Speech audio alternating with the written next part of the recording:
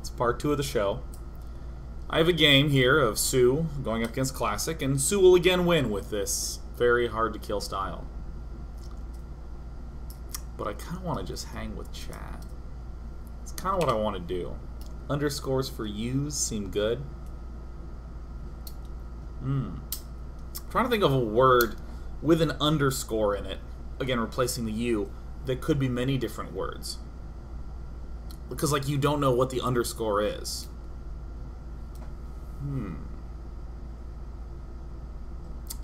Like here's a really bad example. It's like ragu would be R-A-G underscore, so it could be like rags. It's not very interesting, but that's kind of what I'm thinking, roughly.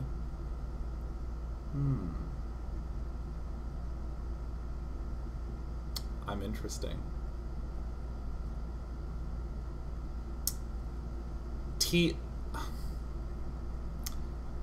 Two girls, one C underscore P. C underscore T. Wow. That's great. Oh. Okay, I guess I'll do the game. I know there's a Zerg out there who's like, tell me how to beat Void Rays. This is for you. I'm actually realizing that this might not take as long as I think it will. Ain't no thing. Nothing wrong with a short show on a Thursday. I know there's a lot of people tuning into IEM.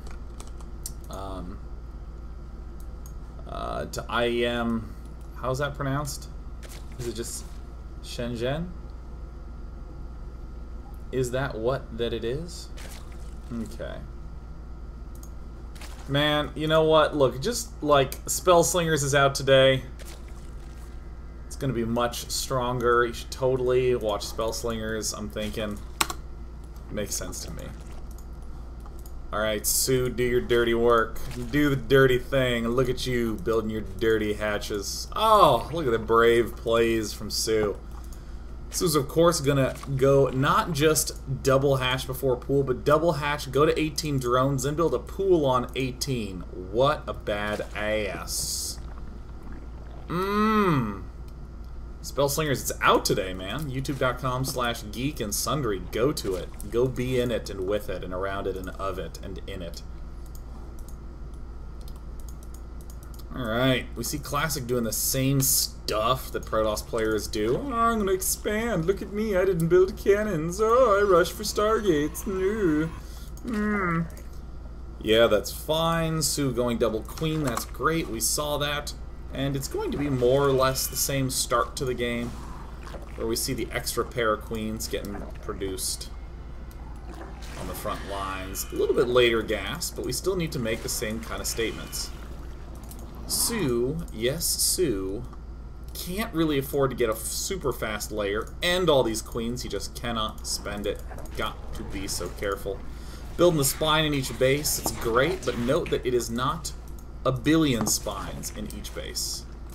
Or excuse me, spores. It's not a billion spores in each base. So, at this point in time, you can tell that Sue is starting to get a little wary that something crazy is coming up. So again, the layer tech, by getting it fast, if you want to go for a Spire or for your Swarm host or stuff like that, you can't get the layer too quickly. So Sue went for 6-minute gas, which is pretty normal. He's now going for a layer. He's getting the Zergling speed and all that. Still see extra queens. And is still trying to find out what the enemy is doing. Hasn't seen a third base yet. There's a lot of usual precautions. So I did tell you that if you were a Zerg player and you were wondering, well, what the hell can I do to figure out? Excuse me, what can I do to figure out how to get into this stylistic mix? We see Sue with his forward overlord. It's getting charged. We're seeing the double Evo chamber. All the precautionary measures are there to hold off all the scary things you'd always want to be scared of. And then we see Sue doing kind of the same thing again. He's getting some Zerglings out to poke. He still doesn't know about this yet. Just some queens. Not a lot. Not committing quite yet. But just you wait. Look at this. Not even all the geysers yet. Being precautionary, just you wait. It's kind of going, wait, I haven't seen a gateway attack yet. I mean, we're even seeing extra macro hatch. And then this moment happens. Wait, what are you doing, Zerglings? Come on, go, guys. They're waiting for speed. Okay. We yet again see Spire and Infestation Pit. It's not nearly the same pace. Oh, aha. Look, the third base has been uncovered. No more guesswork to be done. Now we're going to see Su do basically the same stuff. Instantly expand. Okay, I'm up against one of these air fools. Saw the gateways, saw the important tech pieces. Like Zerobo, like these 2 extra Stargates that are going down. With this knowledge, again, we see some creep tumors coming up. But once the Infestation Pit is done, immediate pathogen glands. Once we can get the hive, we get the hive.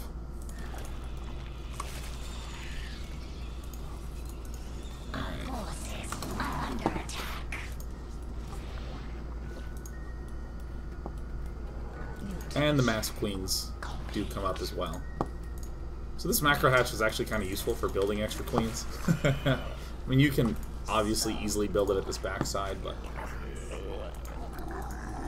this is just an amazingly stable way to play, to just have a lot of infestors and a lot of queens. Obviously help against void rays, but will help against small numbers of anything else, and I'll emphasize the small numberedness of it. This isn't going to be very strong against a guy who's going mass gateways, but then again, that's why we scouted early. So, yeah.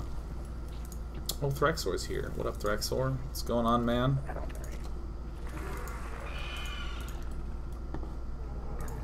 Yeah, it's the same stuff as last game. Adrenal gland. Ultra cavern. And this is a way scarier force to be up against. When you're running the risk of losing everything, you get the hell out of there, man. Here's the big push force that's moving forward. I mean, this Queen Infestor troop just goes. Still more queens being built at the front lines. I think when you begin queen production again, to build 3 all at once, right off the bat, just to jump yourself up to 7 is great. But then using only 2 hatches for production, it seems about right, until you get to about 15, 16. So here we have a much more aggressive Protoss player. We want to be taking more bases, but he's much more so in our face, doing these drops. With this style of build, I would say you don't have to be very conservative with money. Getting extra spores at the back to fend off warp prisms is great. Those Zerglings that we built earlier on are great. Dealing with multi-pronged attacks, and of course, if you see multiple prongs, just getting more Zerglings is just awesome. One single fungal, again, forces a recall. So I think this is really elegant. I mean, to a certain extent, the more your opponent is attacking you in different places, you just build more Zerglings. That's like the natural step forward. If your opponent is not hitting you in a lot of places at once, well, you just save that money and then you build into Ultralisks. It's just it like plays itself almost, as long as you get the queens and the infestors up at the usual times. Our friendly Zerglings we see accomplishing the same stuff as before, spotting at all the expansiones. And Tutu's now done. Nifty. Nifty thrifty. So I'd almost say the goal with these kinds of builds for Su is to wait to do the big, scary Doom Death push. So, you know, we see the extra Spore Crawlers beginning to line the outside. Zerglings are the only ones that are really wanting to do the counterattacks. Everything else is a big, slow-ass death army. You think Zerg is the swarm race? Think again. They are the slow death-ass army. They're a death-ass army, man. I don't know how the hell that got in there, but... multiple pronged attacks come in, hit both things at once, no problem. Let the extremities fall. Try to manage it as best you can, but soO cleaning it up. These little counterattacks, obviously great. Obviously doing some nice damage. The big mega death push is soO's core goal with his race. We see the Zerglings die. What replaces them? Ultralisks. So we're seeing the late game decision making a little different than the previous game, because we didn't really get to late game decision making. And I think there's nothing wrong with waiting for 3-3. Nothing wrong with beginning to upgrade those air units before you get them. Units loss is pretty even. Oops, that's not the button I want. If you look at like the army values, it looks like the Protoss player is ahead of us because he has a lot more gas, but the Queens are insane when they're maxed out. Like, insane. Small numbers of Zerglings just continue to do counterattacks. I mean, these are always going to be good in the ultra late game, as the Protoss players trying desperately to get up 4th bases and that sort of thing.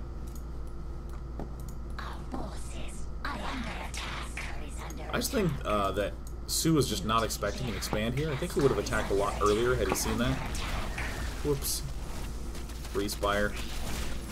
I mean, this is pretty passive Zerg. Other than the Zerglings that have waltzed in, this is about as passive as you get. And the Queens are going to be vomiting larvae to make sure that there's a lot of extra larva potential for remaxing. I mean, we see continued strikes in the main. Just continued defenses, always willing to engage and trying to get up to the point where the actual action starts. Getting extra infestors. So, alright, 3-3 is done. Unit count, all ultras, infestors, and queens. Oh my. Just hanging out. Now, if I knew there was a 4th base here, I'd probably begin to apply pressure to it. But if there was definitely no 4th base, there's not a terribly big need. More coming up. I'm waiting for the battle. When's the battle? Alright, so here's the fight. Selecting the ultras. Void Rays are target firing here. I mean, okay, let's look at the army values. Way more for Protoss. But look at the unit count. There's 12 Archons. Jesus, there's 12 Archons in this force. Against 12 Ultras, 15 Queens, and some Infestors. Let's look at the value. Well, if he begins to transfuse, that will definitely be good for him. Yeah, look at these guys surging all the way back to max.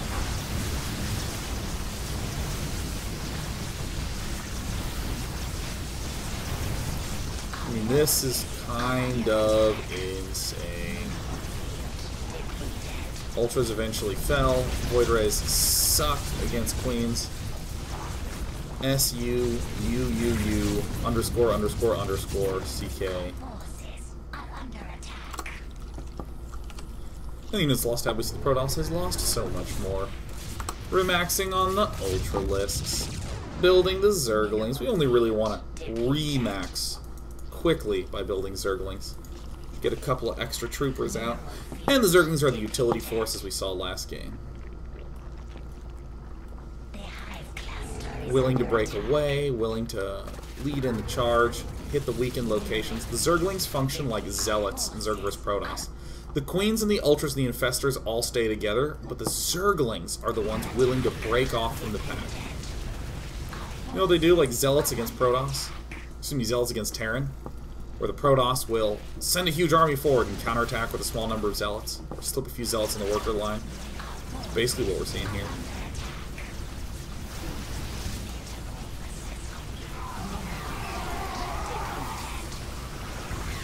And the Invincible Force maintains invincibility. Protoss got a 4th base up. Zerg didn't really. So this has no gas mined out of it. This only has 100 gas. This is probably only about 500 mined off these minerals. Nothing's been mined here. Nothing's been mined here. So 4 base Zerg with extra resource opportunities crushes so much of the Protoss force that Zerg has 6k, 5k left. And Zerg was against a Protoss with a mined out main, mined out second, mostly mined out third, and an up and running fourth. That is so absurd. This is why this composition is considered to be such, like, well, just like one of the best. Super hard to kill, especially for these Protoss players that are heavily reliant on air. So much of their supply is held up in what's functionally useless air.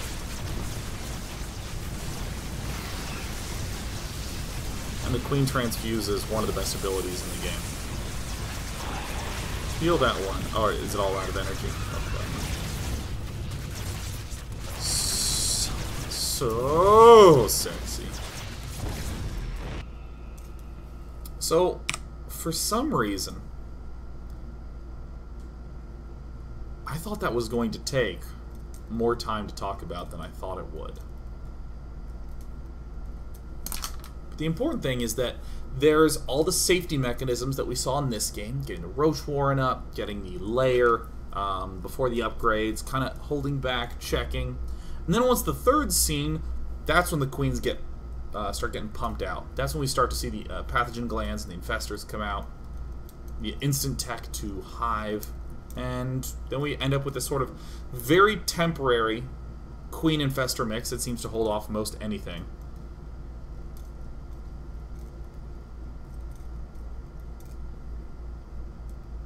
It's good.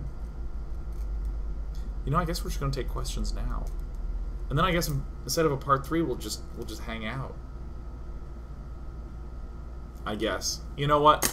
Screw that. Part 3, I'm going to do a mono battle. That's what I'm realizing needs to happen. Wow. Nice. Let's take some questions. Let's take some questions from the chat. Let's go mono battle mode. Questions, go! Oh, let's just mono battle it up. Can you watch me place Messi too? Yeah, we're going to do it right now.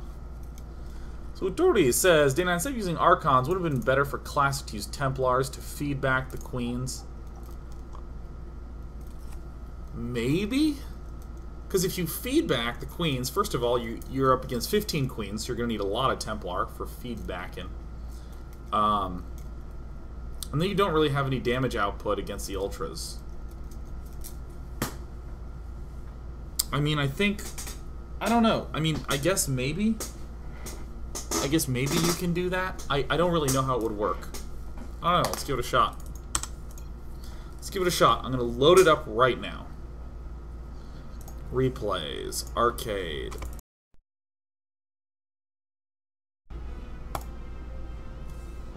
I didn't get the unit counts in that last one.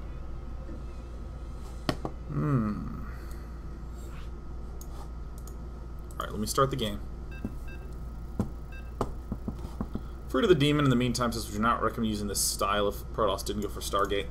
I think that in the end of the game, having this composition is good, but it's getting there that's the problem against the other mixes. That's what I would say. So let's change the terrain to a natural. Oh. So many train options. Let's go to the arena. Yeah, arena will be fine. What did Zerg have in there? 1, 2, 3, 4, 5, 6, 7, 8, 9, 10, 11, 12, 13, 14, 15. This might be a little bit too close quarters. 1, 2, 3, 4, 5, 6. Yeah, let me actually go to a field. We have 6 infestors. How many ultras were there? 10? I think it was something like that. 10. This is a rough estimation. I know there was more army supply, but I can't remember where. So Protoss had 12 Archons. We knew that. Had some Colossus and 16 Void Rays.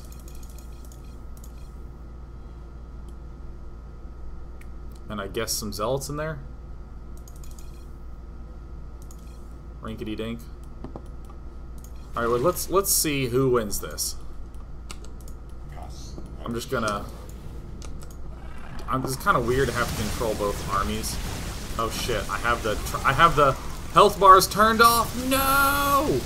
Ah! Ah! really need to go back there.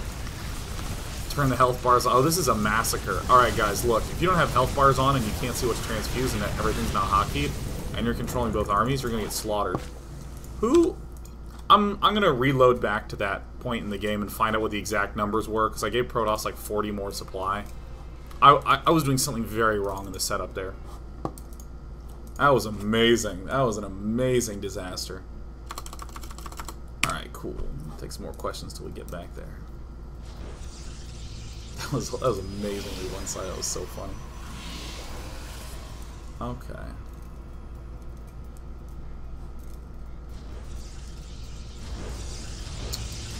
Yakover Muffin asks about a timing push, a timing P_SH at the 10-minute mark. I think you'd probably do a different build. I think you'd probably get some Lings and Roaches up at that point and defend them, and then after defending that, then begin to pump out Queens. Hi, what up, girl? Says, Dear Day9, when did Sue take his gases? He took his first 2 at 6 minutes, and the other 2, or either 4. Well, he gets 3 and 4 when his lair is halfway done, and if he thinks he's going to get attacked, he doesn't get gases 5 and 6. But if he thinks he's safe, then he gets 5 and 6 at the same time. Alright, we're halfway there.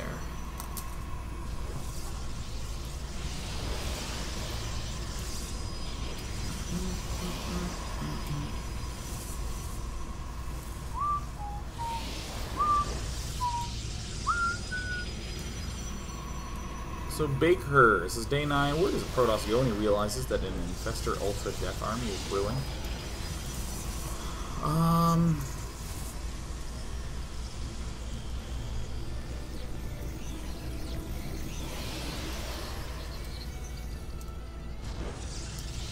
don't know. I think there's no good general compositional choice in that spot. Probably just something big, heavy damage dealing.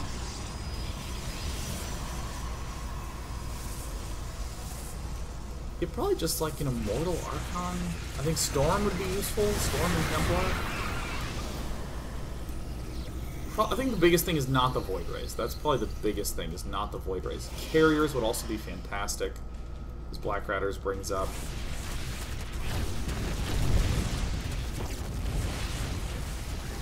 I'm actually amazed that in that game there was actually only like 2 battles.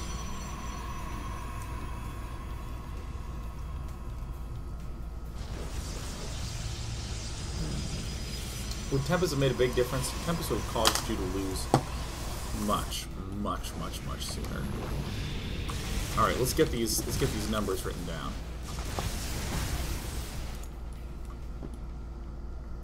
So 2 Zealots, 3 Immortals, 12 Archons, 3 Colossus, 16 Void Rays, and a Sentry. And this army, yeah, it was 12 Ultras, 15 Queens, and 8 Infestors. So let's see what he did. He throws out a lot of Fungals.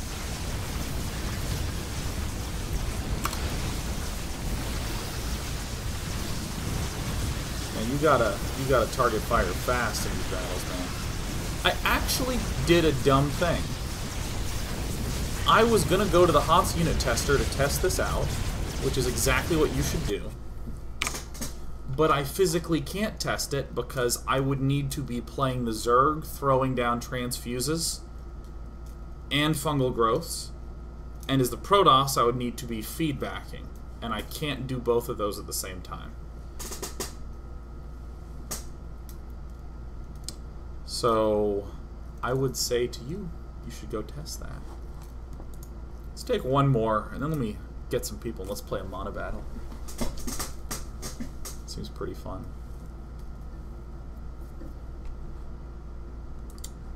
That was useful. That was useful.